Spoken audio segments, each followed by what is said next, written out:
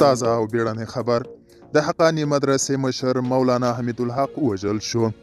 سلام، وخت مو بخیر. پام وکړئ د نن ورځې تازه او مهم خبر ته. د حقانی مدرسې مشر مولانا حمید الحق وژل شوی. د ځان مرګ روزونکي د ځان مرګي برید ښکار شو. پر ټولنیزو شبکو ګڼو منابعو تایید کړی چې د اکوړه خټک په حقانیه مدرسه کې د جمعې لمانځه پر مهال ځان مرګي برید شوی، چې د دغې مدرسې مشر مولانا حمید الحق د سمیع الحق زوی هم پکې وژل شوی دی. راپورونه وایي د ځان مرګي برید اصلي هدف مولانا حمید الحق و او ورسره د لومړنیو معلوماتو له مخې 15 تنه وژل شوي او 22 ټپیان دي. حقانیه مدرسه چې د ځان مرګو په روزنځای مشهوره ده، مشر مولانا حمید الحق په خپله د ځان مرګي برید ښکار وګرځېد.